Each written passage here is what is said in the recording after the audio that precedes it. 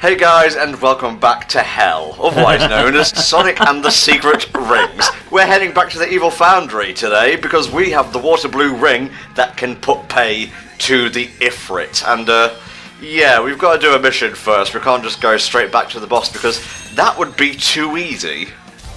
Although, by the same token, it is nice to be able to procrastinate the evil Foundry boss that little bit more, because it's not exactly the most exciting boss. Well, exciting, I don't know. It's a visual spectacle, because he's a big frigger, but yeah, I kind of get what you're saying.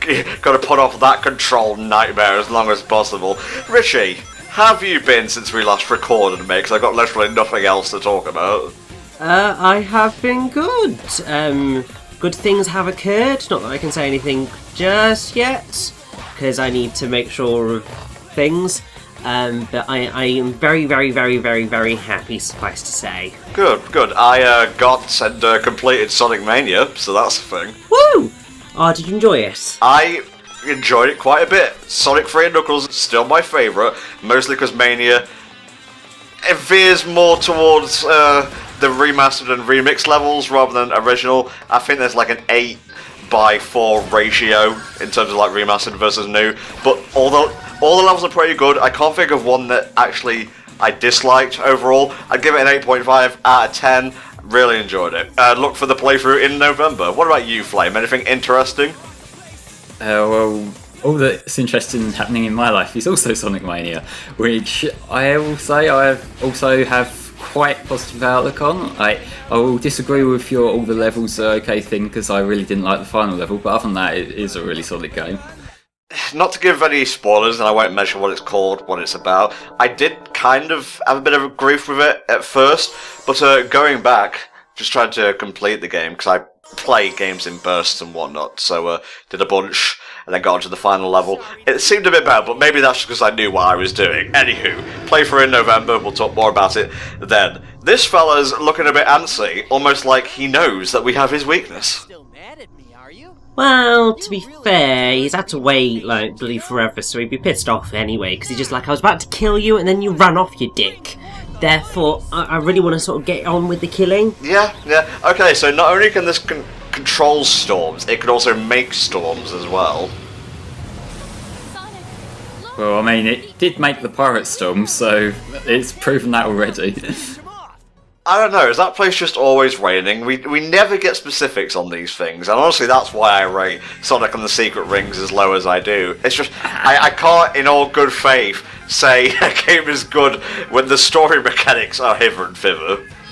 Yes, because clearly this game's biggest issue is the story. I'll shut the fuck up. It's time to take on the Ifrit golem, and I swear to God, this guy's soundtrack reminds me of the Egg Golem from Sonic Adventure 2. I don't know if that's just me. Flame, you love SA2. Do you hear anything in particular similar with that dude's theme?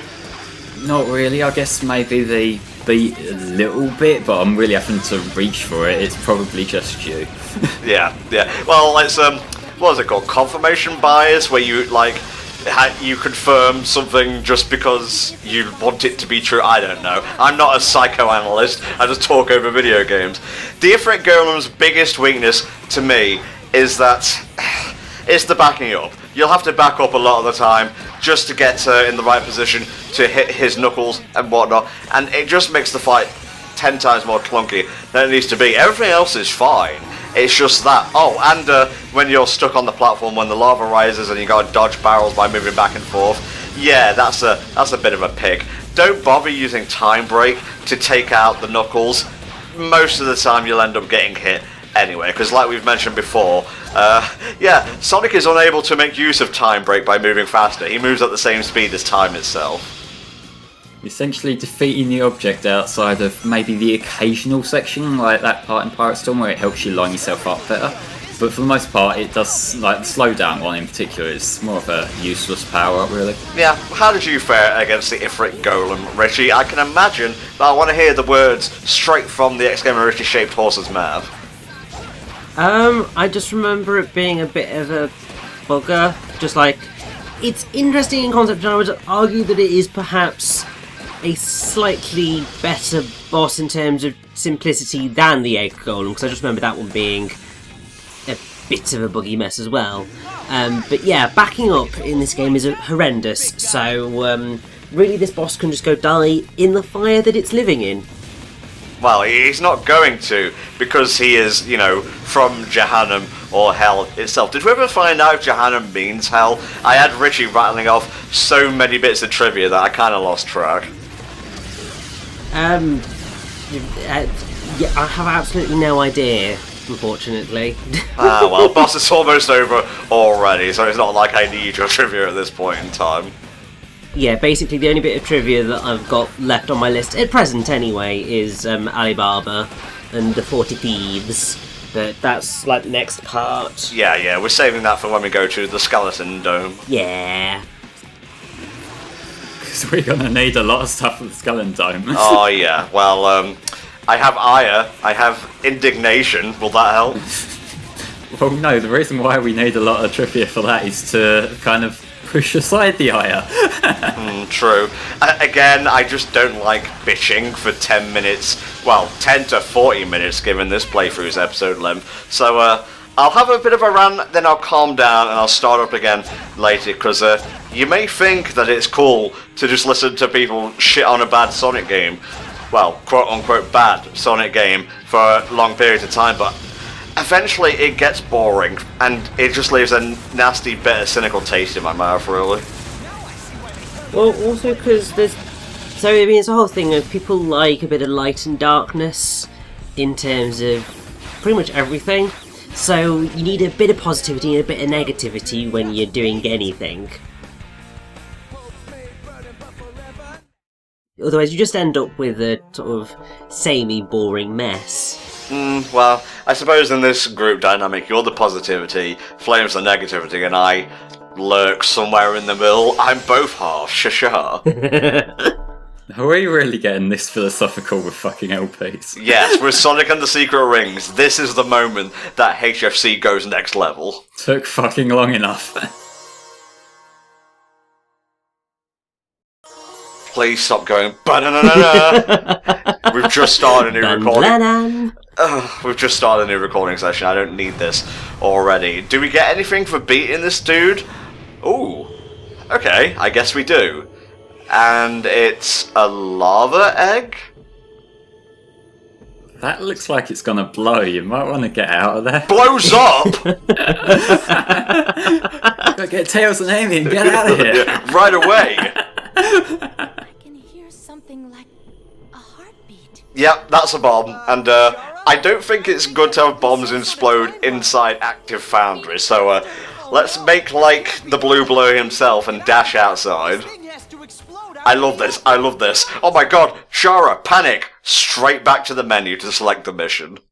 I just love the idea of in universe. This is where they decide that they'll go do another like don't break the jars mission or some shit while the bomb's about to fucking blow. Well, you can do like it said up there a hands-off mission, which is you have to end with 0 rings. So just like disable all your start with X number of rings skills and try and get hit towards the end. They're pretty easy, honestly. They are. It's just such an arbitrary limit for the for the mission.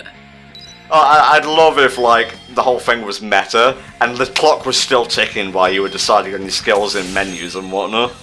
Oh, Christ. Alright, let's take this baby to the entrance of the evil Foundry. Only there was something that, you know, Sonic could do to get to the entrance of the Foundry, like, really super quickly, i.e. in a cutscene. Because he might have done that before, you know, like when he left the evil Foundry, like it was like a thing called a speed break, I think it was. Oh, yes! He used to escape. Well, Richie, I don't think you understand how drama works, my friend. I mean, you've been in plenty of plays and whatnot, but still, I, the one being derisive, know much more than you, my friend. Well, I mean, like, if you can pull off a Chaos Control with a fake emerald, then surely you could just pull off a Chaos Control with fucking anything at this point. So just warp out. True, true. Richie, can you tell us a little bit about Ifrits in general, please? Because this is literally just going in reverse with a time limit. Indeed, I can do. I know I did a little bit of it when we first bumped into the Ifrit. But yeah, basically they are supernatural creatures in some Middle Eastern stories, and in Islam the term refers to the most powerful and dangerous of jinns. Ooh. So they are described as being a class of infernal spirit, classified as a jinn, and also held to be a death spirit drawn to the life force or blood of a murdered victim seeking revenge on the murderer. As with ordinary jinn, an Ifrit may be either a believer or an unbeliever, good or evil, but it is most often depicted as a wicked, ruthless and evil being, a powerful shaitan, or shaitan, I'm not quite sure, demon. Ifrits are believed to inhabit the layers of the underworld or desolated places on the surface like in ruins or caves. According to Islamic sources, the Ifrit has a fiery appearance, leaping flames from his mouth and may endanger people, but cease to exist by reciting a dua, which is an Islamic prayer, near to them. In folklore, they're commonly thought to take the shape of the deceased at the moment of its death or the appearance of Satan. So that's always fun.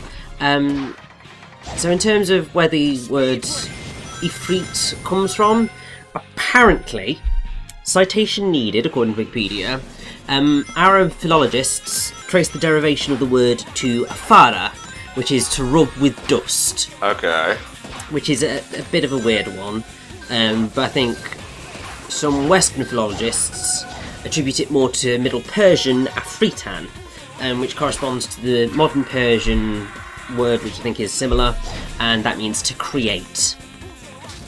So that's strange. And since there's just a little further, and we're done, do you want me to go into this little bit that's mentioned in the Quran about Ifrits? Well, as long as it's quick, my friend. We'll see. There's this bit of scripture here. So Solomon said, "O assembly of jinn, which of you will bring me her," being the Queen of Sheba, throne, "before they come to me in submission?" And Ifrit from the jinn said, "I will bring it to you before you rise from your place, and verily I am indeed strong and trustworthy of such work." One with whom was knowledge of the scripture said, "I will bring it to you with the twinkling of an eye." Then when Solomon saw it placed before him, he said, "This is by the grace of my Lord to test me whether I am grateful or ungrateful, and whoever is grateful, truly this is gratitude is for his own self, and whoever is ungrateful, he is ungrateful only for the loss of his own self. Certainly my Lord is rich, free of all needs, bountiful." So Ifrits are in the Quran, because yay!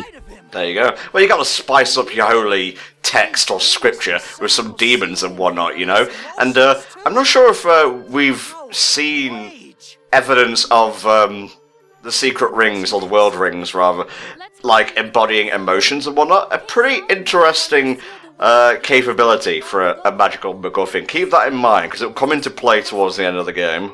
Oh, definitely. Okay then, off to our next adventure. Yeah, Solomon, there's a name to keep in mind. I guess we'll be seeing him next time in Sonic and the Secret Rings.